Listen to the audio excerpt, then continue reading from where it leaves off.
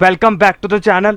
दोस्तों, income tax department के द्वारा रिफंड प्रोसेस करने में बहुत देरी हो रही है और इसका कारण क्या हो सकता है, आज के वीडियो में हम लोग यही डिस्कस करने जा रहे हैं। मैं हूं कशिश from tax and accounts burner, जहां हम बात करते हैं अकाउंट्स, टैक्सेशन एंड फाइनेंसेस की। दोस्तों, इनकम टैक्स डिपार्टमेंट इस बार बहुत ही टाइम ले रहा है आपके रिफंड को प्रोसेस करने के लिए। अब दोस्तों, उसके बहुत सारे कारण हो सकते हैं, वो कारण आज के वीडियो में हम लोग डिस्कस करेंगे और एक प्रैक्टिकल सिनेरियो भी देखेंगे कि आपका जो रिफंड है वो किस कारण से भी अटक सकता है। तो दोस्तों, वीडियो को पूरा देखिएगा और स्किप मत करिएगा, जिससे कि आपको समझ में आ जाए आपका जो रिफंड है वो कौन कौन से कारणों की वजह से अटका हुआ है।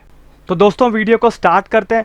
अब दोस्तों, यहाँ पे एक टैक्स पेयर को एक मेल आया है, your income tax return has been identified under risk management process of the income tax department. In this context your confirmation is required on the following claim, deduction, omission in the return. It is seen that you have claimed higher deduction under chapter 6A in your income tax return comparing to the amount reported in your employer in form 60.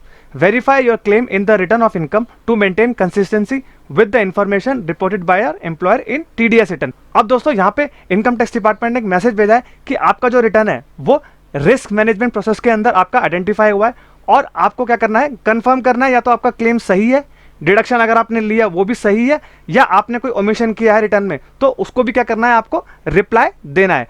दोस्तों, income tax department ने पाया है कि आपने जो deduction claim की है chapter 6A के अंदर अपनी रिटर्न में, वो हायर क्लेम करी कंपेयर किया जा रहा है आपके जो एम्प्लॉयर है उसने जो फॉर्म 16 में आपके जो क्लेम्स और डिडक्शन लिए हैं उससे भी ज़्यादा आपने क्या करा है, क्लेम किया है। इनकम टैक्स डिपार्टमेंट ने क्या बोला है, आपने जो डिडक्शंस लिए हैं उसको या तो कंफर्म करिए या उसको रिजेक्ट करिए। अगर कंफर्म करते हैं तो मान लिया जाएगा कि आपके डिडक्शंस सही हैं, और अगर आप अपने रिटर्न को रिवाइज करते हैं तो इनकम टैक्स डिपार्टमेंट समझ जाएगा कि आपने जो क्लेम किए थे वो आपने हाई डिडक्शंस क्लेम किए थे, जिसके कारण आपको क्या करना पड़ रहा है, अपना रिवाइज रिटर्न करना पड़ा है और अपने डिडक्शन को सही क्लेम करना पड़ रहा है। तो दोस्तों, अब क्या है कि ये तो एक पहला रीज़न आपका हो गया कि आपको जो मेल आएगा डिपार्टमेंट से कि आपका जो रिटर्न है वो रिस्क मैनेजमेंट के अंदर आपका कर दिया गया है, जिसके कारण आपको करना है रिस्पॉन्स फाइल करना है। सपोज करिए दोस्तों, आपने 80C में हायर डिडक्शन क्लेम कर दिया, या आपने हेल्थ इंश्योरेंस यानी कि 80D के अंदर वो भी आपने ज़्यादा दिखा दिया।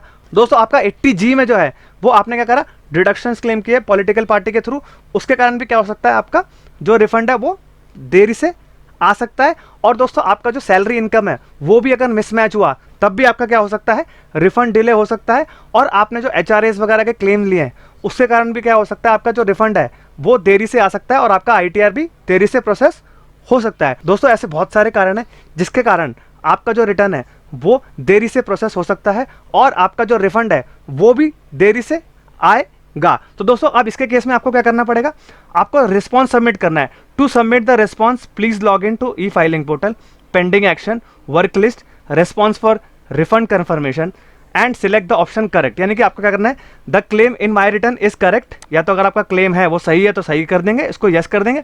और इसके केस में सेकंड में क्या होगा, I will revise my return of income to correct the amount of refund claim. यानी कि इसमें दो ऑप्शन है आपके पास, को कंफर्म कर देंगे या आप डिसएग्री करेंगे और अपना जो है रिटर्न को रिवाइज करेंगे। और दोस्तों, इसका जो रिप्लाई है आपको 15 दिन के अंदर आपको करना पड़ेगा कि आपको क्लेम कंफर्म करना है या आपको क्लेम रिजेक्ट करना है। तो आपका जो रिफंड है तभी उसी के बेसिस पे आपका प्रोसेस किया जाएगा। अगर इनकम टैक्स डिपार्टमेंट पाएगा कि आपने हायर डिडक्शंस क्लेम किए हैं तो वो क्या करेगा, या 133(6) का नोटिस भी भेज सकता है जिसमें आपने हायर डिडक्शंस क्लेम किए होंगे, फेक डिडक्शंस क्लेम किए होंगे, और उसके कारण आपको क्या करना पड़ेगा, डॉक्यूमेंट्स को सबमिट करना पड़ेगा। अब दोस्तों, हम लोग देख लेते हैं कि ये जो इनकम टैक्स डिपार्टमेंट ने जानकारी दी है यहाँ से हमको क्या मिल रहा है और हमने जो रिस्पॉन्स क्या फाइल करा है।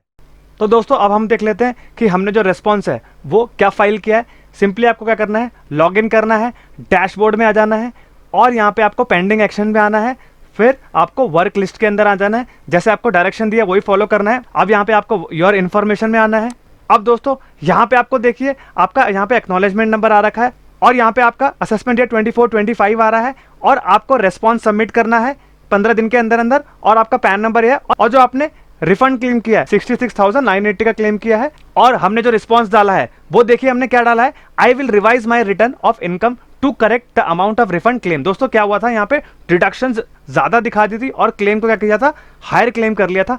तो हमने क्या करा, पहले टैक्स पेयर से इन्फॉर्मेशन ली कि उनकी क्या क्या डिडक्शंस थी और क्या क्या उनके एग्जेम्पशंस थे, और उसी के बेसिस पे हमने क्या करा, ITR बनाया और उसमें उनका रिफंड हमने चेक किया। तो रिफंड उनका क्या आ रहा था, ये आ रहा था और उन्होंने क्या कर रखा था, डिडक्शंस को हायर क्लेम किया हुआ था, जिसके कारण उनका ये रिफंड बन रहा था। लेकिन दोस्तों अब क्या हुआ, हमने उसको क्या करा, रिवाइज रिटर्न फाइल किया, जिसके कारण क्या हुआ, उनका रिफंड कम हो गया और उनका जो ITR है वो करेक्टली प्रोसेस हो गया और उनका रिफंड भी आ गया। तो दोस्तों आपको ऐसे ही अपना मेल चेक कर लेना है, कहीं आपको भी रिस्क मैनेजमेंट का नोटिस तो नहीं आया। अगर वो आया है तो आपको 15 दिन के अंदर अंदर कंफर्म करना है या उसको रिजेक्ट करना है, तभी आपका क्या होगा, ITR प्रोसेस होगा। और जैसे जैसे डायरेक्शंस दिए होंगे उसको फॉलो करके आपको करना है, अपना रिप्लाई फाइल कर देना है, जिससे कि आपका जो रिफंड है वो जल्दी से प्रोसेस हो जाए। और दोस्तों आपकी कुछ भी और भी गलतियां हो सकती हैं, तो उसके कारण भी आपका क्या होगा, आपका यहाँ पे वर्क लिस्ट के अंदर आपकी सारी की सारी इंफॉर्मेशन आ जाएंगी, वहां से आपको चेक कर लेना है। जो भी आपका, अगर आपका डिफेक्टिव रिटर्न का नोटिस भी आया है तो भी आपको योर इन्फॉर्मेशन में जाके ही चेक कर लेना है।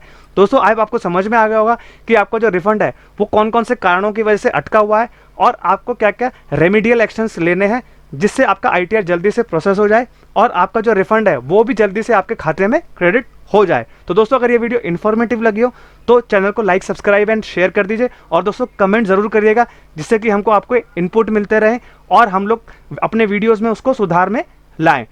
I hope you like this video. Thank you very much and have a nice day.